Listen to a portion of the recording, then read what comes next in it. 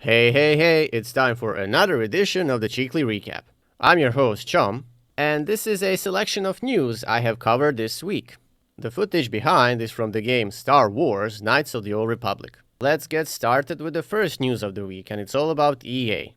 I'm not playing games from EA to begin with, but I didn't really anticipate my interest to play one would be this low, particularly after reading this article. Because EA launches new advertising platform enabling brands to, quote, integrate directly into gameplay. And let me tell you, I don't buy EA's framing that this is primarily about enhancing the player's experience. This announcement reads to me like a company trying to unlock a new revenue stream from an audience that's already paying for games, battle passes, cosmetic items, and God knows what else. Because, let's be real, just name me one thing where the user experience is better because they are advertising you stuff. The key thing that stands out is that EA isn't just talking about realistic stadium advertising. I mean, that's an easy sell. Real sports have ads everywhere, so digital billboards in Madden or EA Sports aren't controversial on their own. What's more telling is the emphasis on several things like advanced targeting, proprietary ad servers, campaign optimizations, audience measurement, brand engagement metrics, and personalized rewards. And to be honest, that's advertising industry language, not game design language. Look, from my perspective as a player, the concern is very simple. When a company starts measuring ad impressions inside a game, your incentives change.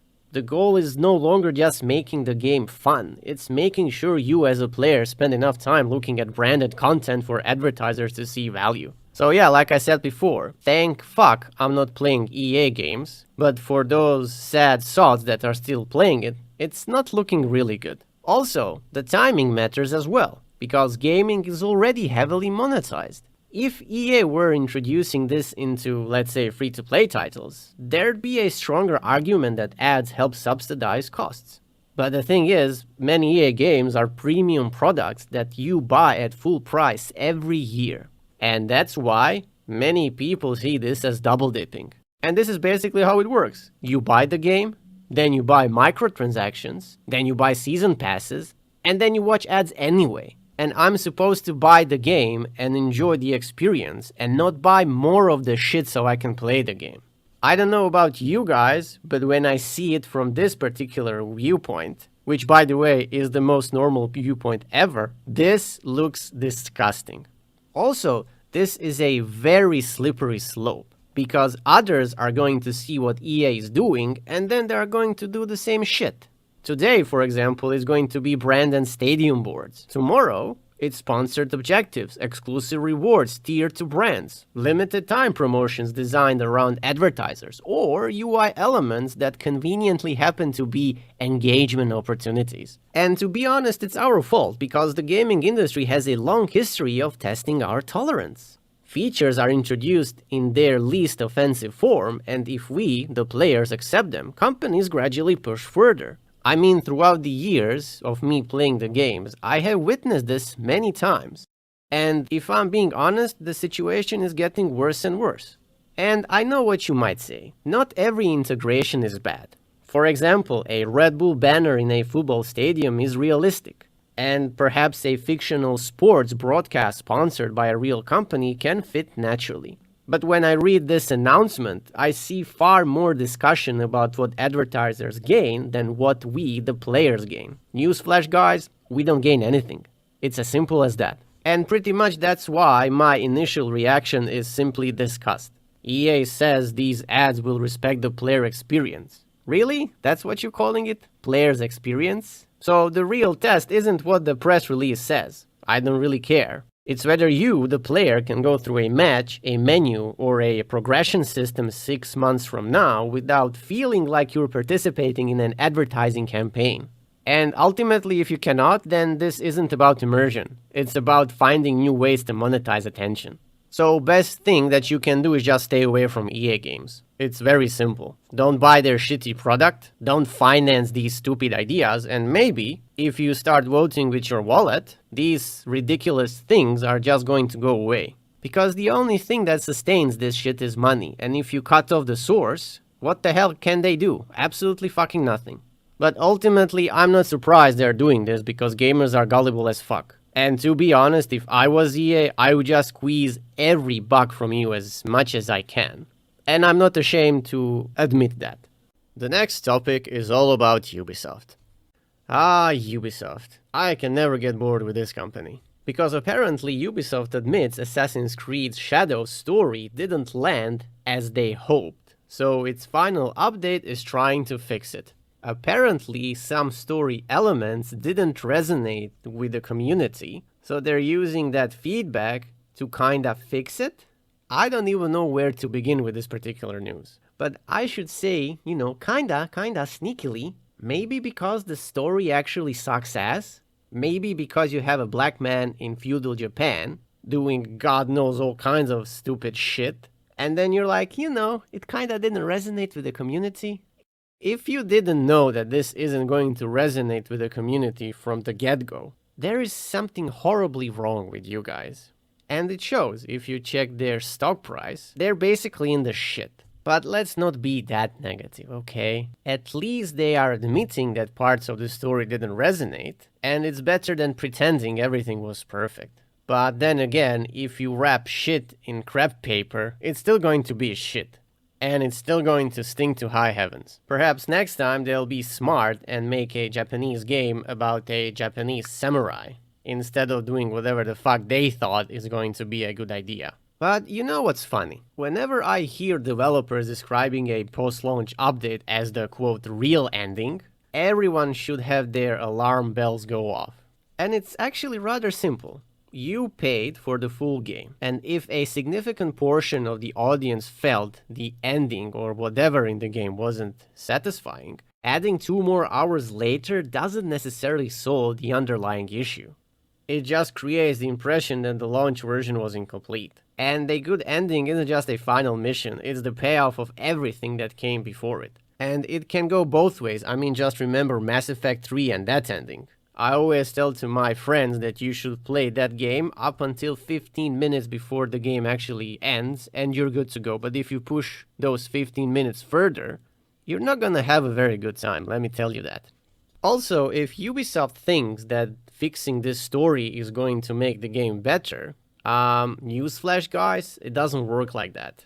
Assassin's Creed Shadows has numerous problems, from story lacking urgency and open world bloat, and then we have identity crisis between stealth and action because Naoe is built around stealth while Yasuke is built around direct combat, and you don't want to play a Yasuke bulldozer because you never played any Assassin's Creed game like a bulldozer.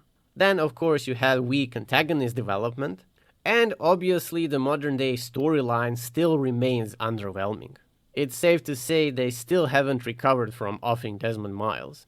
And that's actually the sad part, because if you knew Desmond Miles is not going to be a thing anymore, and you didn't have any contingency to kinda push the story in a different direction, one must wonder how dumb you are, because leaving the story as is or muddling through doesn't make any sense whatsoever as far as I'm concerned. Oddly enough, when it comes to Shadows, the problem with it isn't the story, or graphics, or combat, or protagonists, or whatever. The problem is that it's not bold enough. You finally have one of the most requested settings in franchise history coming to life. Yet much of the game still follows the familiar Assassin's Creed open world formula. Instead of feeling like a complete reinvention, it often feels like an iteration. I sincerely thought they're going to take the experiences from Valhalla, which was again bloated as fuck, make it a bit more compressed, and then sprinkle it with proper story, and obviously proper protagonists and main characters. But instead, we got Valhalla bloat, shitty main characters, dubious combat, and a story that's just fucking big meh. And since they are confirming now that it didn't land properly, you could even say the story was shit. Because why would you fix something that was okay initially? It makes no sense. If you're fixing it, it means it's bad.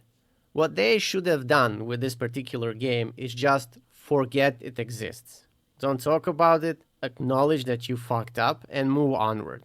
Because again, like I said before, nothing will fix this no matter what you do.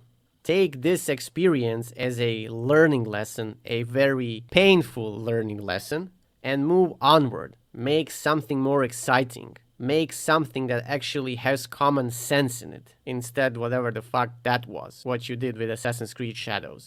And who knows, maybe next time, stuff will land a bit better. But unless Ubisoft is hell-bent to push their bullshit forward, well, it is what it is. There's nothing we can do about it. And the final news of this recap is all about CDPR. CDPR's co-CEO hopes Witcher 4 wins back players after heartbreaking Cyberpunk 2077 launch. I actually remember when I first played Cyberpunk 2077, or rather when I finished it. And even though I didn't have lots of bugs like other people had, there was this omnipresent feeling that the game was underbaked. A lot. And that being said, I think Nowakowski is being more realistic than a lot of executives tend to be. They could have said something like, "We've fixed Cyberpunk 2077, players love it now, redemption complete." Which from a certain point of view you could say that's true, especially when Phantom Liberty was released. However, instead he acknowledges something many fans still feel. Trust, once broken, doesn't automatically come back. And if you guys remember, the game was so buggy it was removed from PlayStation Store. They offered refunds, and CDPR went from being one of the most beloved studios in gaming to a cautionary tale almost overnight. I mean, I was the one who pre-ordered Cyberpunk 2077, which is something I rarely do. And when I saw what happened with the game, it kinda made me rethink my future actions in a sense that should I pre-order Witcher 4 or Cyberpunk 2 when it finally gets announced, which means you will have the opportunity to pre-order the damn thing. And basically, even though the game is genuinely very good today, the pre-order element is something that many people will question first, and then maybe buy on day one. But some people won't even buy on day one. And that's not irrational, because once you break trust, it really is earned really slowly. Also, one thing about Phantom Liberty. That expansion showed CDPR could still deliver the kind of quality storytelling, world building, and RPG design we expect from them. And if you play the game, they weren't just fixing mistakes. They were actually proving they could still make great games. And to be honest, they don't really need to prove that. We already know what they're capable of. But the problem here is delivering something that's properly planned and consistent, and not having a situation where you definitely see that certain systems weren't developed till the end. Now, however, The Witcher 4 isn't going to be just another sequel. For many people, it will probably answer one question, which is, did CDPR learn from Cyberpunk's launch? But here lies the problem. Not only Witcher 4 needs to be revolutionary, at least some people think like that, but it needs to launch polished. If The Witcher 4 launches in excellent technical condition across all platforms, that's probably worth more to CDPR than any marketing campaign they could run. Basically, you just need to play the game, see that everything works, see that all the systems are properly fleshed out, and you basically won. However, if it launches broken again, the damage would be far worse than Cyberpunk because people would view it as a proof that nothing was learned. And to be honest, I don't think that we are going to see this, especially because they said they're not going to make the same mistake, which was basically launching the game on the old-gen consoles. I think that was a big issue, if not the biggest issue of them all. And when I was talking about that it needs to be revolutionary, if you take Witcher 3, for example, as a starting point, a benchmark for Witcher 4, there are a lot of things that need to be addressed. Some of them I talked about in my video titled Things That I Would Like to See in The Witcher 4.